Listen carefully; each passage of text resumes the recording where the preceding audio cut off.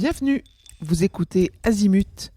Ici, on parle orientation avec les parents qui s'intéressent à l'orientation scolaire de leurs ados. Azimut s'appuie sur des dizaines de spécialistes de l'orientation pour vous informer et vous conseiller.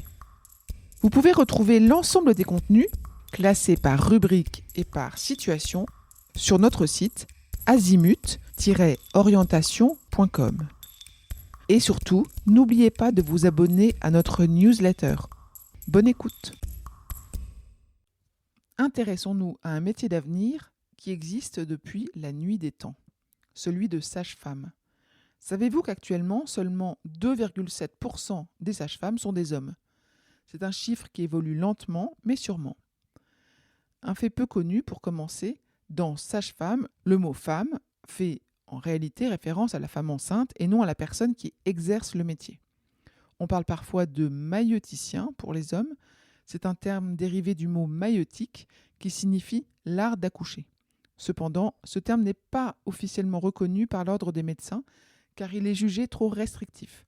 En effet, le ou la sage-femme ne se contente pas d'assister à l'accouchement, il ou elle joue un rôle bien plus large dans le suivi de la santé des femmes.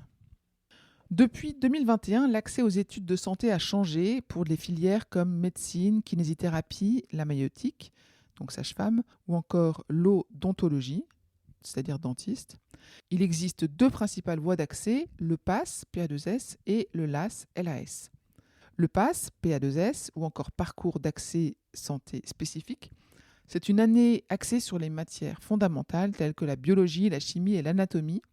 Et en plus de cette majeure santé, vous suivez une mineure dans une autre discipline comme l'histoire ou le droit qui offre une option de réorientation si nécessaire. Il existe aussi donc la LAS, c'est la licence accès santé. Ici, vous suivez une licence classique, par exemple en droit ou en lettres, et qui devient votre majeure, et vous y ajoutez une mineure santé pour garder la possibilité d'intégrer une école de sage-femme. Ces deux options offrent plus de flexibilité. Pour devenir sage-femme, il faut désormais suivre un cursus de 6 ans, avec à la clé un doctorat en maïeutique. La première étape, c'est bien sûr la première année de santé, très exigeante. Elle demande un travail constant car la sélection reste rigoureuse. Une fois cette étape franchie, vous entrez dans une école de sage-femme pour 5 années d'études. Les 2 premières années en école sont surtout théoriques.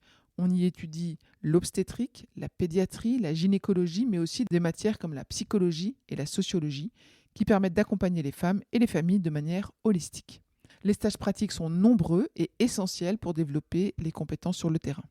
La grande nouveauté depuis 2024, avec la publication d'un décret en juillet, c'est l'introduction du doctorat en maïeutique.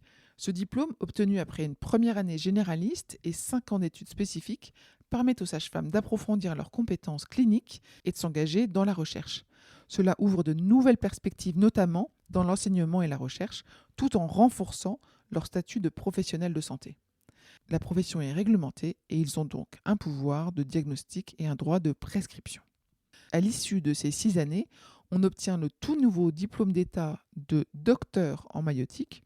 Si ce parcours intéresse votre enfant, sachez qu'il est important de s'y préparer dès le lycée, surtout en se concentrant sur les matières scientifiques. Bien que les études de santé ne soient pas officiellement sélectives, elles restent très demandées et le nombre de places est limité. La sélection est donc bien réelle et un bac général avec des spécialités scientifiques est recommandé. Devenir sage-femme demande de l'empathie, de la rigueur et surtout une grande passion. Le parcours est exigeant mais le métier est extrêmement gratifiant. Un conseil, incitez vos jeunes à prendre le temps de discuter avec des sages-femmes. Le fait de réaliser des stages notamment auprès de sages-femmes en libéral pour découvrir leur quotidien serait un vrai atout pour le dossier Parcoursup. Et chaque initiative personnelle, même un simple appel à une professionnelle, serait valorisé. Enfin, il est bon de savoir que le métier de sage-femme fait partie des 4 métiers qui créeront le plus d'emplois d'ici 2030. C'est une très belle perspective d'avenir pour cette profession essentielle. Je vous retiens quelques instants. Vous écoutez peut-être sur Apple ou sur Spotify ou sur Deezer ou sur une autre application de podcast. Je voulais m'assurer que vous connaissiez l'existence de notre site azimut-orientation.com. Sur ce site, les contenus sont organisés par thématique et par situation.